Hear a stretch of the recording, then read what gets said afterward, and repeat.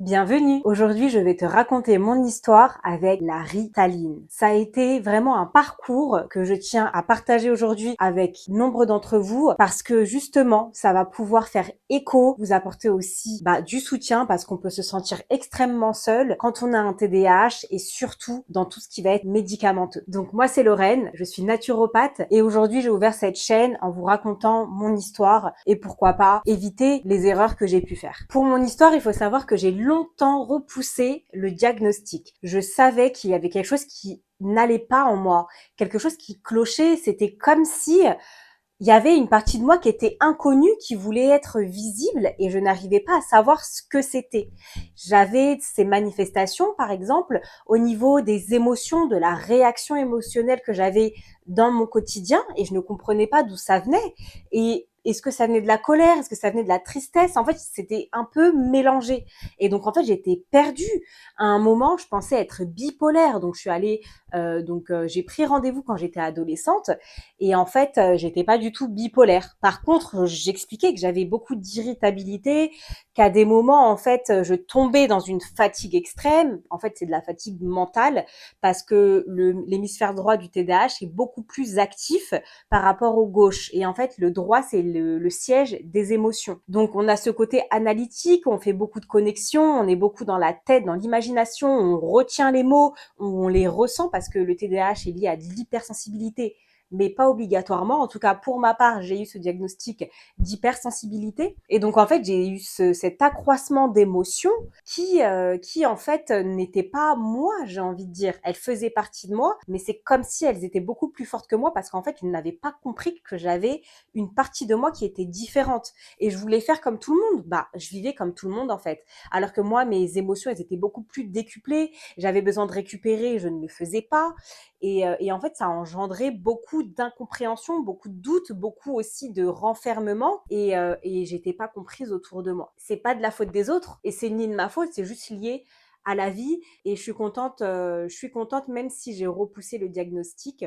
C'est que moi, on m'a décelé un diabète de type 1 quand j'avais 5 ans. On voyait Lorraine avec le diabète. On pouvait pas se dire que Lorraine, elle pouvait avoir une autre pathologie. On pouvait pas se dire que Lorraine, elle avait des déficiences, des carences en minéraux, et c'est pour ça que je me suis orientée vers la naturopathie et que j'accompagne des personnes parce qu'en fait, on voit la personne avec la maladie, mais on voit pas en fait tout son ensemble. C'est pas parce qu'on a une maladie qu'on peut pas avoir de la fatigue chronique qui est intrinsèquement liée à la maladie, mais pas forcément. La cause, elle peut venir d'autres choses, même si le diabète sera toujours lié par rapport à la glycémie, par rapport à plein de choses, mais ça peut venir d'autres choses. Ça peut venir d'un stress, par exemple, avoir un stress chronique. C'est ce qui m'a poussée en fait aujourd'hui à parler librement on est pris en charge, on est bien encadré, mais il n'y a pas que ça. Il y a la sphère aussi émotionnelle, longtemps qu'on a banalisé, et justement le TDAH est beaucoup lié à la sphère émotionnelle, et beaucoup lié à la sphère du ressenti, de nos émotions, de comment on perçoit le monde et comment on se perçoit. Et c'est ce qui m'a poussé aujourd'hui à vous raconter mon histoire. Ce qui m'a poussé à faire le diagnostic que j'avais longtemps repoussé, ça a été que je rentrais dans des phases de fatigue extrême. Je sais que j'ai de la fatigue chronique, mais là, c'était des phases de fatigue où en fait, j'avais envie de rien faire. Moi, j'ai plutôt le profil énergétique et avant, c'était beaucoup plus simple. Mais vu que mon TDAH, je le traitais pas, c'est-à-dire que je faisais du surmenage, c'est-à-dire que j'étais toujours dans l'action parce que j'ai un TDAH hyperactif et que pendant des années, même quand j'étais fatiguée, j'étais toujours dans l'action parce que en fait, j'étais en hyperactivité physique, mais aussi neuronale, aussi psychiquement, aussi au niveau de mes pensées, aussi de mes émotions.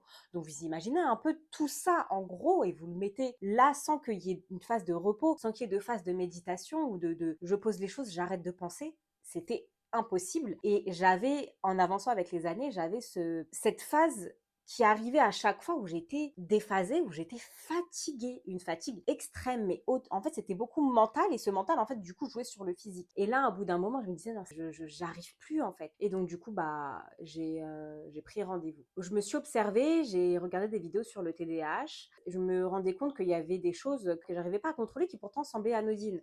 Ça pouvait être le fait de faire une tâche précise alors que je faisais toutes les autres tâches au lieu de faire cette tâche-là. Alors moi, je pouvais faire 1000 choses en même temps, c'est-à-dire que je peux faire 6 points. Donc, je peux être au téléphone, je peux être en train d'écrire une note, par exemple, dans une salle. Je vais dans une autre salle, je suis en train de ranger. Dans une autre salle, je commence encore une autre tâche. Je vois quelque chose, donc je vais plier le linge, alors que j'ai même pas fini de faire la première tâche. Alors ça, c'est super marrant. Il faut savoir que j'ai même réussi à pousser mon rendez-vous chez le psychiatre. C'est-à-dire que je savais que je devais prendre rendez-vous, Mais alors là, j'ai complètement repoussé. Si souvent je pouvais repousser des personnes qui étaient pas alignées avec moi, franchement, ma vie, elle aurait été beaucoup plus simple. Bah, du coup, je l'ai repoussé. Même ça, dites-vous, hein. J'ai attendu longtemps. Je savais que je devais le faire, mais j'ai repoussé. Je disais non, non, non. Il y a mon cadre qui est tombé. Je l'ai accroché avec de la pâte à fixe, mais ça tient pas. Le rendez-vous a eu lieu le 1er janvier 2024 et suite à ce premier rendez-vous, donc il m'a bien diagnostiqué un TDAH avec hyperactivité et hypersensibilité. Mais il n'était pas sûr si j'étais en hypersensibilité et hyperactivité. En fait, il m'a expliqué plusieurs choses et du coup, il m'a envoyé chez une consoeur pour pouvoir être sûr de son diagnostic. Comme d'habitude, hein, vous connaissez la chanson, j'ai repoussé jusqu'à plus de 6 mois le rendez-vous avec la psychologue. Donc là, j'avais rendez-vous avec une psychologue et j'ai repoussé ce rendez-vous aussi. Et oui, j'avais l'ordonnance donc qui était sur le meuble et je savais, sauf que je voulais pas. Je me suis dit non, bah ça peut attendre quoi, c'est pas important. Mais je pense que c'est plutôt le jeu de mon inconscient en fait. Vu que j'étais dans le déni, je dirais pas un déni, mais vu que j'étais dans des phases et ça me plaisait pas, bah je suis restée un peu dans mes habitudes, je dirais. En fait, oui, voilà, je suis beaucoup plus restée dans mes habitudes que de me dire allez, c'est bon là, on y va. Et en fait, jusqu'au moment où j'avais beaucoup de fatigue, j'arrivais plus à faire ce que je voulais, j'étais comme ça, je pouvais rester sur le canapé comme ça, inerte toute la journée dans le noir comme ça, tranquillement. Et au bout d'un moment, en fait, j'en ai eu marre. J'en ai eu marre. Donc, c'est ce qui m'a poussée à prendre ce rendez-vous. Bah, j'ai enfin pris ce rendez-vous donc chez la psychologue et j'avais beaucoup d'appréhension. En effet, j'avais beaucoup d'appréhension parce que j'avais de l'appréhension en me disant, mais imagine, elle ne reconnaît pas que tu as quelque chose. En fait, je savais que j'avais une problématique et je me disais, mais imagine, en fait, elle te dit que t'as pas de problématique, donc tu auras fait tout ça pour rien et tu n'auras pas trouvé de solution. Donc au final, elle m'a mis très à l'aise, elle était très empathique, très à l'écoute. Elle m'a fait son compte rendu qu'elle m'a envoyé par mail et qu'elle a aussi transmis donc au psychiatre. Donc par la suite, j'ai pris rendez-vous donc chez le psychiatre. J'ai longtemps aussi attendu, voilà, j'ai attendu d'avoir ce rendez-vous, hein, la musique est perpétuelle et il m'a directement prescrit donc de la Ritaline. Donc au début j'ai eu de la Ritaline qui était sur, c'était pas de la Ritaline en continu, donc c'était sur des prises quotidiennes. Il fallait que je prenne 2 gélules avant 13 heures et donc en fait au début je pensais que ça allait changer ma vie, sauf que directement après la première semaine je ressentais déjà des effets secondaires en fait prolongés, mais l'effet direct et ben en fait ça ne m'allait pas. Donc un mois après cette première prise de Ritaline, il m'a proposé non, c'est moi qui ai initié la proposition parce que je m'étais renseignée sur internet de passer directement en prise en continu. Et en fait, je lui disais que que j'étais stressée, mais pour moi, il m'entendait pas, j'étais pas aussi non plus agacée par ce stress. J'ai pris cette cure de Ritaline et en fait, il faut savoir que il y a eu un gros désagrément complètement, même si je portais beaucoup d'espoir. Voilà, j'ai eu beaucoup d'espoir par rapport à ce médicament parce que j'ai vu en fait mon cerveau se relâcher et faire ce que je devais faire. Donc les choses que je laissais comme les tâches administratives, il y a des tâches administratives, en fait, ça me faisait comme si une angoisse, en fait, c'était oh non, j'ai pas envie de les faire, c'est pas bon, etc. Et là, en fait, j'étais totalement impartiale, je les faisais avec complètement à jour, complètement dans les temps. Et c'était comme un moteur. Et tout ce que j'avais mis de côté, tout ce que je prenais du temps à faire, bah là, en fait, c'était enfin des mises en place. Par exemple, pour mon aménagement, il y a longtemps, bon, ça fait 1 an que je me dis je vais acheter des cadres. Et ben, je le faisais pas. Là, j'ai commencé à regarder des cadres. J'ai commencé en fait à vraiment mettre en action ce que je voulais avoir, ce que je voulais faire. Donc du coup, c'était game changer, hein. C'est ce que je pensais. Et aussi, pourquoi je suis passée sur un traitement continu, bah, c'est que j'arrivais pas à dormir. Voilà, complètement, quand j'avais commencé le traitement, donc c'était pas effet prolongé, j'avais du mal à dormir. J'étais fatiguée, mais ma tête, non. Ça s'est amoindri, j'arrivais plus facilement à dormir, mais j'avais toujours du mal à dormir quand même. Et donc au fur et à mesure, donc cette prise, je me rendais pas compte en fait de certaines choses, de ces perturbations qui causaient des effets néfastes, sauf que j'en étais pas consciente. Alors les avantages, c'est que je faisais plus facilement les tâches que je ne voulais pas faire, j'étais beaucoup plus ouverte aussi, j'étais beaucoup plus attentive à la discussion, je me sentais beaucoup plus présente. J'avais pas cette irritation mentale où on me dit quelque chose et je réagissais parce que souvent c'était comme ça. En fait, c'est juste qu'il y a une plus grosse compensation, l'hémisphère droit du cerveau, qui en fait crée un déficit et de la suractivité, une surcharge mentale, par exemple. J'ai eu beaucoup d'avantages en termes de relations, sauf que au fur et à mesure, en fait, je me suis rendu compte que j'avais beaucoup d'irritabilité. Je ressentais d'énormes angoisses en moi, alors que j'avais fait de la cohérence cardiaque et que j'avais commencé la cohérence cardiaque bien avant la prise de la Ritaline. En faisant de la cohérence cardiaque, ça m'a apaisée, sauf que c'était pas suffisant. Je ressentais de l'anxiété, donc ça se manifestait moi au niveau de l'œsophage, au niveau de la gorge. J'étais crispée, j'avais des émotions en moi qui passaient, des choses et qui étaient là et je savais pas quoi faire avec concrètement. Et en fait, je voulais que je vous dise, c'est lié aux hormones. Il faut savoir que la ritaline permet d'avoir une interaction directement avec l'hypothalamus et l'hypophyse qui va justement pouvoir réguler cet effet hormonal. Et en fait, ces hormones, si on touche aux hormones, on joue à la base du corps. Les hormones, en fait, c'est la base en fait du conditionnement. C'est les hormones qui peuvent réguler le stress, c'est les hormones qui régulent l'appétit, c'est les hormones qui régulent la température du corps, même si ces hormones en fait envoient des messages et le cerveau, en fait c'est le cerveau qui envoie ces messages au corps et ce corps répond et en fait après on peut avoir une inhibition. Par exemple, l'inhibition c'est quand le corps dit ou un organe indique là on a assez d'hormones, arrête de nous envoyer des hormones. Donc voilà, c'est les hormones, c'est vraiment les fondamentaux. Je me suis rendu compte que il y avait une grosse activation d'anxiété, donc qui était due peut-être à ces effets d'hormones où j'étais beaucoup plus calme, beaucoup plus concentrée, mais j'avais tout autant une dérégulation hormonale et je pense que c'est dû à mon hypersensibilité que la ritaline n'arrivait pas en fait à stabiliser. C'est comme si mon corps disait je suis stressée, on a une dérégulation hormonale, tu as beaucoup d'émotions, beaucoup de ces hormones qui sont actives par l'hypersensibilité et en même temps tu es en sécurité, tu es bien, tu peux travailler, tu peux faire ce que tu as à faire. Et donc du coup ça crée cette fusion. Quand je sortais, j'étais anxieuse et en colère vis-à-vis des autres personnes et ça s'est manifesté dans mes relations, clairement, où j'étais très irritable. Voilà, surtout en fin de chute, hein. Quand c'était la fin de la journée, j'étais très irritable, j'en pouvais plus d'écouter les autres, voilà, c'était très fatigant. Alors, je vais vous citer la liste des effets néfastes que j'ai eu avec la ritaline. Problème d'endormissement. Donc, je retardais mon heure de coucher. J'étais fatiguée physiquement, mais pas mentalement, j'arrivais pas à dormir.